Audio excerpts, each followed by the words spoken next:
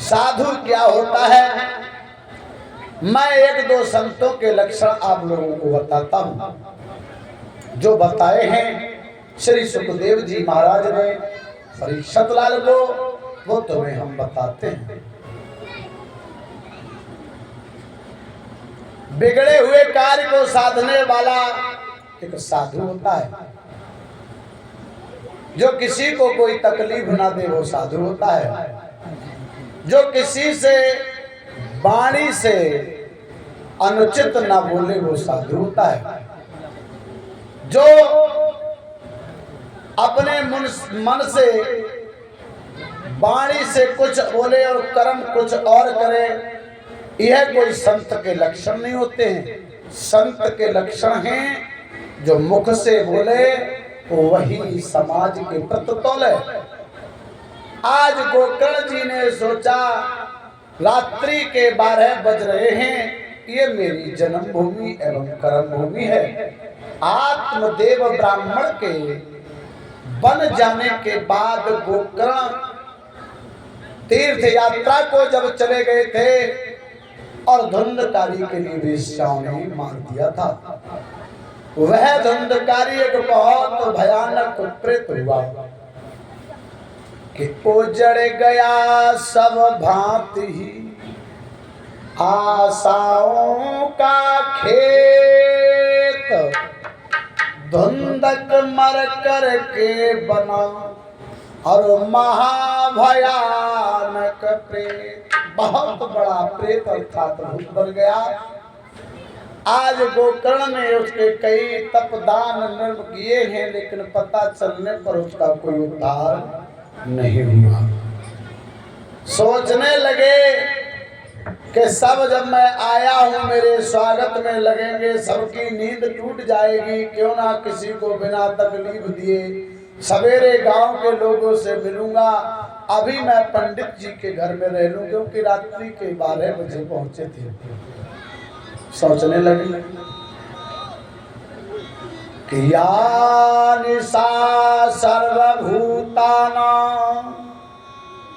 तस्या जागृति संयमी, अर्थात सारी दुनिया जिस समय सोती है, संयमी पुरुष उस समय रात्रि में जागते हैं और जाग करके अपने नित्य कर्म करते हैं, अपनी सिद्धियों के लिए साधते हैं, वही संत कहलाते हैं।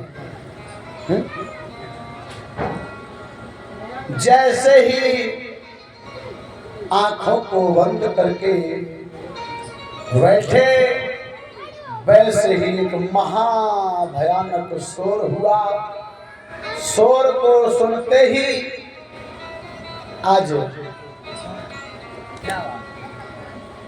शोर को सुनते ही गोकर्ण उठ करके बैठ गए। गोकर्ण ने पूछा यह आवाज किसकी है? कहा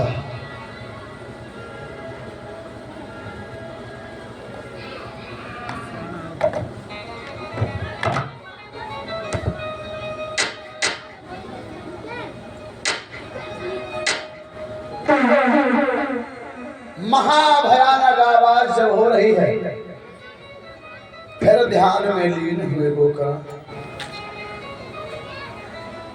तो कभी मेले की आवाज आती है, लगता है मेला निकल के जा रहा है, कभी भैंसा जा रहा है, कभी सूकर जा रहा है।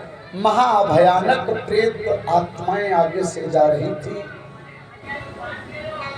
तो हाथ में कमंडल का जल लिया, जल लेकर के छींटा मारा और पूछा है कि तू कौन है, अपना हाल बता।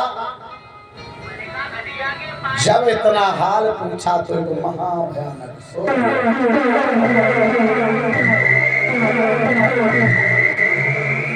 महाभयानक शोर करने के बाद एक छाया आकृति बनी, और आकृति जब बनी है तो वो धीरे धीरे आकृति बोली। क्या बोली? अल्लाह अनुराग कि अहम भ्राता तो दियो आशम धुंधकारित नाम का स्वयं किए नैव दोषी ब्रह्मत्व नाशतम मया। मैंने जो दोष किए उसका मुझे मिला, इसलिए मैं भयानक प्रेत बन गया हूं।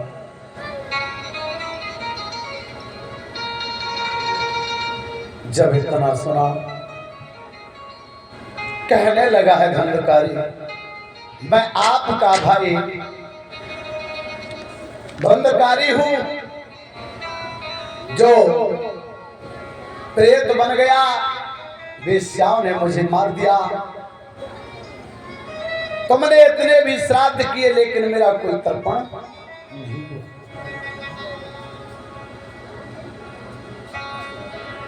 मेरी मुक्ति नहीं हुई। ये सुनकर के धुंधकारी कहने लगा, मुझे आपके वचन सभी सत्य लगते हैं, लेकिन ये बताओ मैंने इतना बड़ा घोर पाप किया है, आघात किया है, महापाप किया है, क्या मेरी सदगति इतनी सरलता से हो सकती है? नहीं हो सकती। गोकर्ण कहने लगे, गोकर्ण ने कहा भैया दुखी ना हो, क्योंकि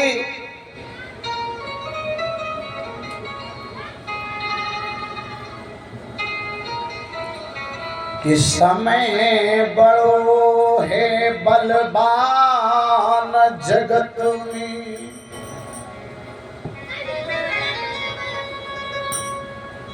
और इसकी नहीं कुछ तासीर,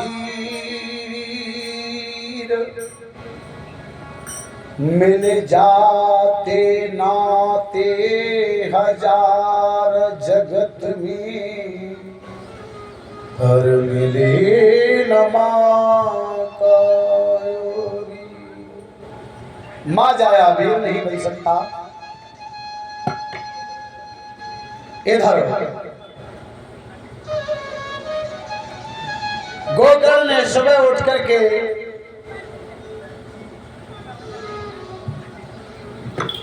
भवन भास्कर सूर्यदेव भगवान के लिए अर्घ दिया। सूर्यदेव उनके गुरु थे, गुरु से पता किया।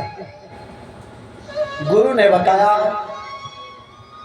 कि श्रीमद् भागवतानमुक्तः सप्ताह वाचनम कुरु, अर्थात काली झंडी देखो कहाँ रखी है, निकालो काली झंडी, काली झंडी बांध लीजिए। आज अपने गुरु भवन भास्कर के आदेशानुसार पहुंचे हैं। जाकर के गोकर्ण जी महाराज स्वयं आसन पर बैठे भागवत जी को स्थापित किया, एक आसन बिछा दिया। भैया धुंधकारी कहा आप जहां कहीं भी हो भागवत आकर के सुनो। 7 गांठ के लाठे पर काला झंडा बांधकर शुभ स्थान दिया। तो हुआ क्या, प्रथम दिवस की जब गाथा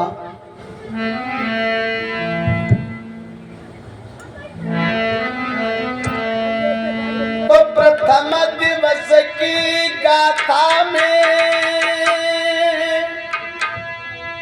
और एक घोड़ा बांस की टूट गई। पहले दिवस की गाथा में ओढ़ कहते हैं गांठ के लिए,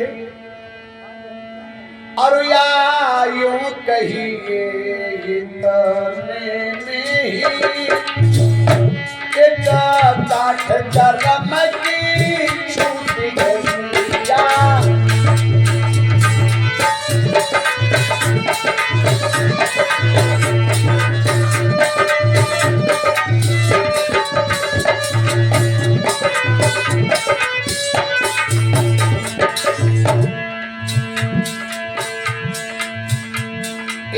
ही दिवस की गाथा में एक पोहड़ा पास की टूट गई। या यूं कहिए इतने ही में एक गांठ कलम की टूट गई। या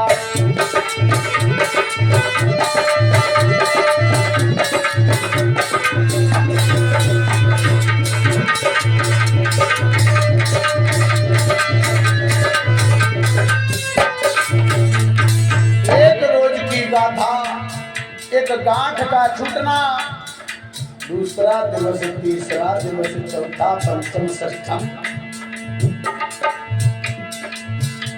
सातवें रोज जब देखो फिर पूरा सप्ताह विधान हुआ, तब सातों गांठें टूट गई। सातों गांठें टूट गई। उस पापी का निर्वाण हुआ तो सातों।